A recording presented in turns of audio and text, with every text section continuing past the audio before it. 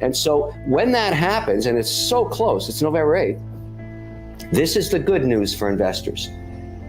After that night, there will be total gridlock in Washington for the next 2 years. There will not be a single piece of legislation passed. It will be impossible to get anything done, and that's a great thing. That's a wonderful thing. Because markets love Washington gridlock. And I think whether you want to say it's PE expansion or earnings expansion, and it may be both, we're going to continue this leg up. Now, not 30%, but if you have an option between making 8 or 9%, including div distribution and yields on the S&P 500 at a 17 to 18 PE, or getting 2 to 3% on long duration treasuries, I think that's a no-brainer. You're going to stay long equities, and that's my position. I am underweight fixed income big time. I don't care when the Fed stops raising. That's another debate. Do they do 50 basis points? Do they 75? We're going to find that out. They may do 50. The narrative has changed to a soft landing for the first time in decades. Nobody gives credit to the Fed for ever delivering a soft landing because they never do. Maybe because of the backwater of all this printed cash, they have that opportunity to do this. So bottom line is, I make it very clear, bottom is in. We're going to be flatlining for a while we wait to see what the Fed does. But if we get what I think is going to happen November 8th, Katie, bar the doors. Gridlock in Washington is a wonderful, wonderful thing.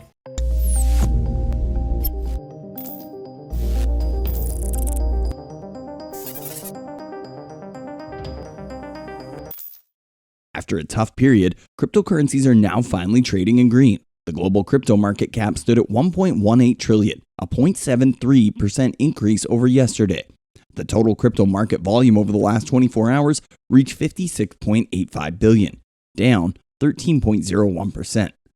The total volume in DeFi stood at $5.09 billion, an 8.96% of the total crypto market 24-hour volume. The volume of all stablecoins is now $52.02 billion, which is 91.5% total of the entire crypto market 24-hour volume. Hello and welcome to Money Talks. In today's video, Shark Tank investor and businessman Kevin O'Leary updates about Bitcoin, Ethereum, and stablecoins. He talks about the importance of policy and regulatory clarity in Bitcoin and how it will lead to institutional adoption of this cryptocurrency. Make sure to stick around to the end of this video where Kevin O'Leary makes a big prediction for Bitcoin in 2022.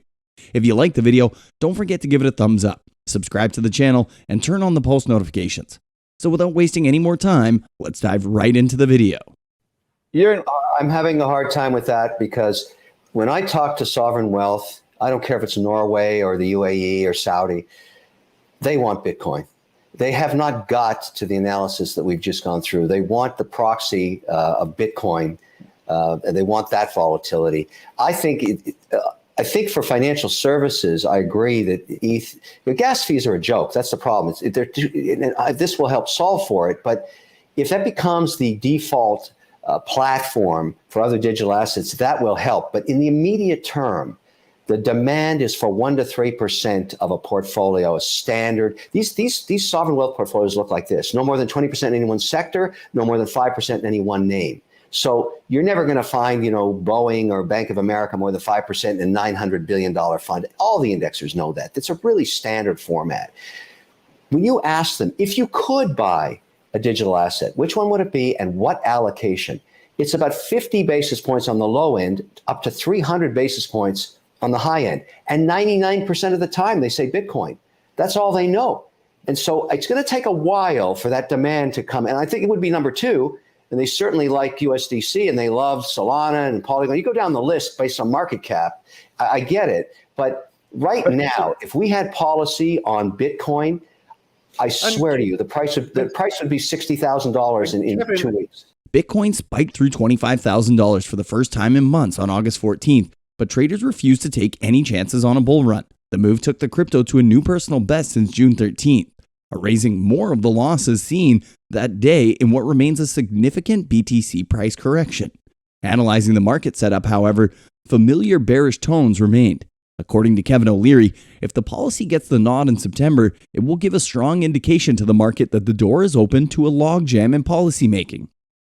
Speaking about Bitcoin and the gold market, he said it's important to discuss the sustainability of holding gold, the sustainability of holding Bitcoin if it's not ethical and it's not virgin.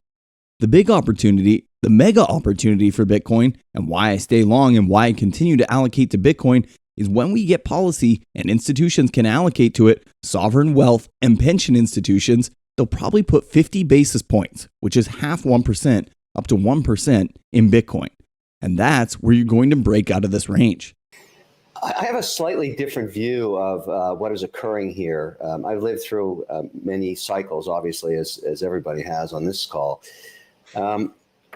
What I find intriguing about the nature of this correction, if you want to call it that, or the potential of a recession, is that it is in the foreshadow and then the shadow of $6 trillion worth of printing. And so you think about what occurred during the pandemic, which is unprecedented in any economy's history, to take that much and print it in basically 30 months and not to expect inflation.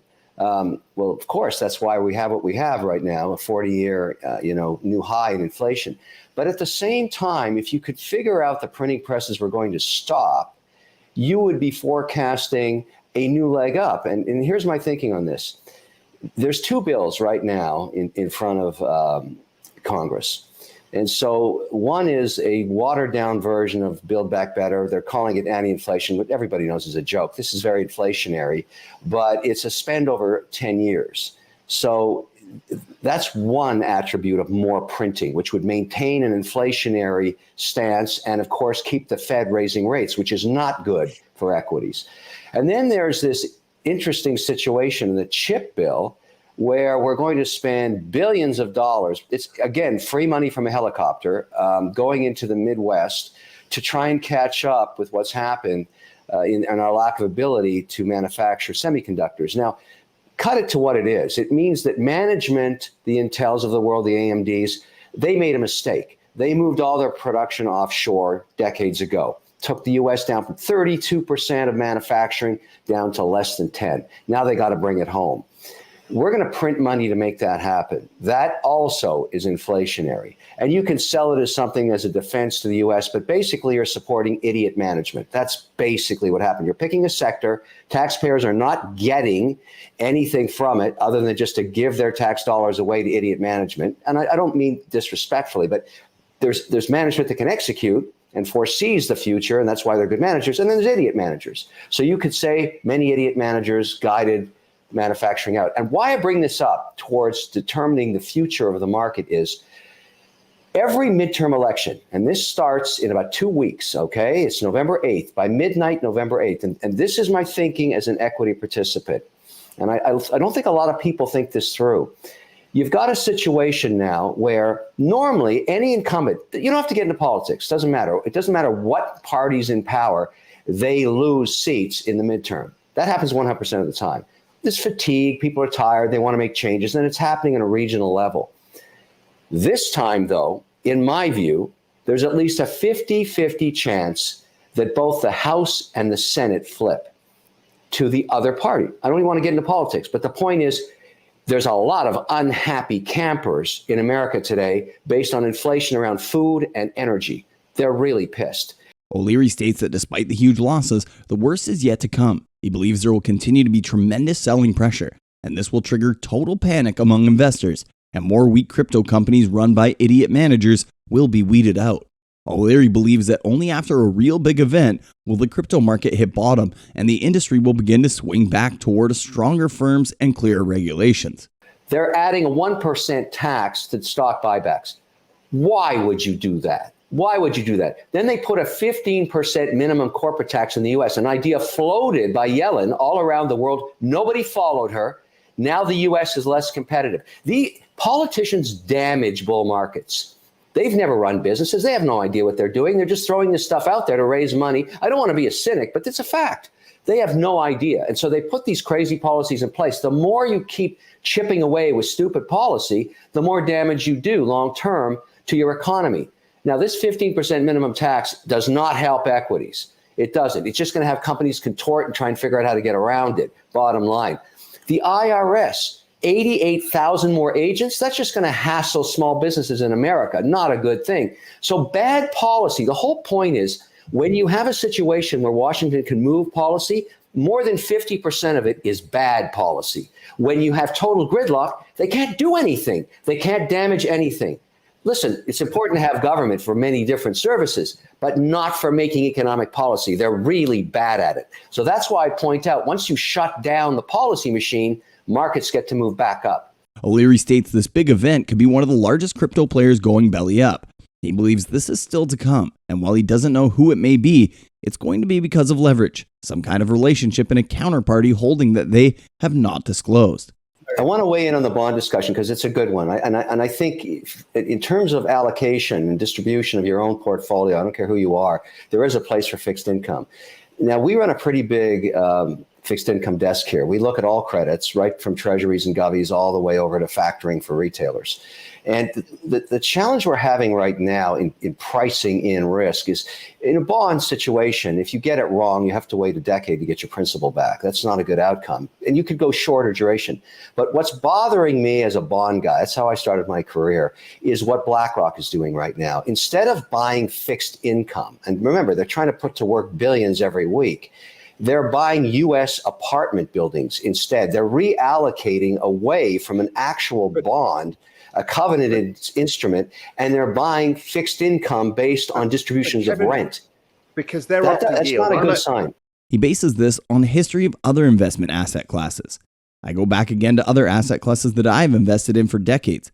In every case, traditional bonds, traditional equities, real estate, alternative asset classes, bottoms are reached with an event, a panic event as I call it, and you can find it in every asset class. A third investor from BlackRock and Fidelity simultaneously, they each put $200 million of equity into Circle in the F round at a $9 billion valuation, less a discount they got, which I'm going to assume is 15%. That is huge. Remember, this is a very controversial asset class. Stablecoins are a shit show right now. And there you have the largest, most conservative, completely compliant institutions on earth putting $400 million. Now, I have to disclose, okay, I participated in that round. I saw that happening, so I'm in that round. I own a piece of Circle now on the F round beside Fidelity and BlackRock. And I did it because I saw them going into it. I would have never have done that without the endorsement of such compliant SEC-regulated entities making a bet in the middle of a shitstorm on stablecoins. It's a turning point for crypto. That's what I think. So the turning point is the three pieces of news put together, just to get it all right. No, it's not just that. We're going to get regulation. Listen, we were supposed to get a policy just on stablecoins reviewed this month. They pushed it, and I'm talking about now on the Hill in Washington. They pushed it to September to consider it. You got to remember, there's Haggerty, there's Loomis, there's Toomey, and Toomey is going to retire in January. He wants to get one piece of policy done. He wants to get stablecoins regulated. And the policy they're putting forward, I've been spending a lot of my time in Washington on these bills. And I'm not the only guy doing this. And I'm totally transparent on my interests here. I want to get some kind of payment system for my global businesses when we're transferring cash. I want to use USDC between here and Geneva. We index. I have an indexing business. So we're constantly, every day, taking US dollars, ACHing it over to Zurich. They charge me a fortune for that. It takes 36 hours sometimes. Then they nip me on the FX trade when I go into Swiss francs and buy a Nestle or a Roche or whatever I'm buying to index it. And then they screw me again on the way out. I could completely eliminate that with a payment system. And everybody knows that. So there's a lot of utility. Second reason you got to be bullish here is this.